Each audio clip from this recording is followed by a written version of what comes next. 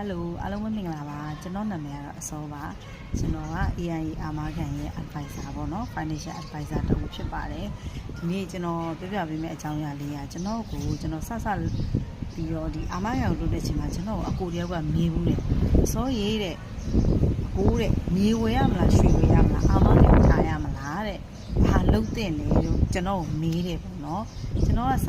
ပြီးတော့လောက်ခါစားဖြစ်တဲ့အတွက်ကျွန်တော်ဘာဖြစ်ရမလဲကျွန်တော်မသိဘူးနော်ဘယ်ဟာကောင်းလဲလို့မေးတဲ့အချိန်မှာကျွန်တော်မှာအဖြေမရှိဘူးပေါ့နော်အကိုကြီးလို့အဲ့တော့ကျွန်တော်သူ့ကိုပြောလိုက်တယ်ကျွန်တော်ကတော့ရှင်းပဲကျွန်တော်ရောင်းနေတဲ့ product ကြီးဒီကောင်းပါတယ်လို့ကျွန်တော်ဘာမှနားမလည်ပဲနဲ့ပြောတတ်တဲ့လူသားတယောက်ထဲမှာတော့ကျွန်တော်မပါဘူးအဲ့တော့အကိုအားတန်ရဒါပေမဲ့ကျွန်တော်နားလဲတယ်လို့လေးပြောလိုက်တယ်အကိုမြန်ပေါ့နော်ရွှေရတော့အဲ့တော့ကျွန်တော်ဖြေလိုက်တာရောင်းလို့လွယ်တယ်မြေကတော့ရောင်းလို့ခက်မယ်အာမခံကတော့နှစ်ရှည်ထားမယ်ဆိုပြီးကျွန်တော်ပြောလိုက်တယ်ဒါပေမဲ့ကျွန်တော်ဒီလောက်သက်တဖြည်းဖြည်းရလာပြီးတော့3နှစ်မြောက်လောက်သက်မှာပေါ့နော်ကျွန်တော်ကိုဒါဒီနေ့ကိုမေးလာခဲ့မယ်ဆိုရင်ကျွန်တော်ကဒီချိန်မှာဖြေပေးမှာကတော့ဗာလဲဆိုရင်တော့3ခုလုံးထားပါလို့ကျွန်တော်ကပြောပါမယ်ဘာဖြစ်လို့လဲဆိုတော့ကျွန်တော်တို့ကရေတိုအတွက်ကလည်းလက်ရှိရွှေဈေးအရာကကျွန်တော်တို့ကရွှေရလည်းစုတင်တယ်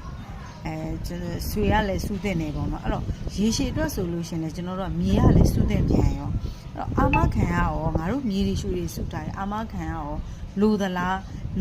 လို့မေးခဲ့ရင်လိုတာပေါ့ရှင်ဘာဖြစ်လို့လဲဆိုတော့ကြတော့အာမခံဒီကိုထားတဲ့ငွေရဲ့အစာပေါင်းမြောက်များစွာအသက်အာမခံပေါ့နော်ဆိုပေးတာဖြစ်တဲ့အတွက်စုထားတယ်လို့ဖြစ်တဲ့အတွက်ကျွန်တော်တို့ဒီ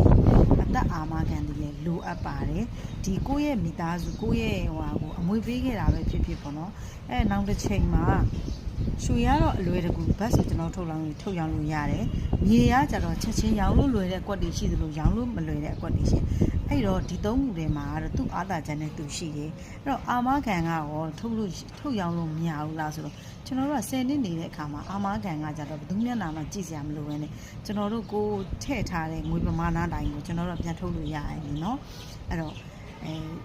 3ခုလုံးဒီအာသာချက်တွေလည်းရှိသလိုသူ့အနေနဲ့သူအားနည်းချက်တွေလည်းရှိသလိုကျွန်တော်တို့ရဲ့အာမခံအသက်အာမခံတွေလည်းအားနည်းချက်တွေလည်းရှိသလိုအာသာချက်တွေလည်းအများကြီးရှိပါတယ်အဲ့တော့ကျွန်တော်ရဲ့ဒီနောက်ပိုင်းပေါ့နော်စာဖို့ရဆိုကိုလည်းကိုတက်နိုင်နေရတော့ရွှေစုမယ်မြေစုမယ်မြေဝင်တိုင်းမြေစုမယ်ပေါ့နော်အာမခံကိုလည်းခွဲစုမယ်ဆိုတဲ့ဟာလေးကိုလည်းကျွန်တော်ကဒီနေ့လာပြောပြတာပါကျေးဇူးများတင်ပါတယ်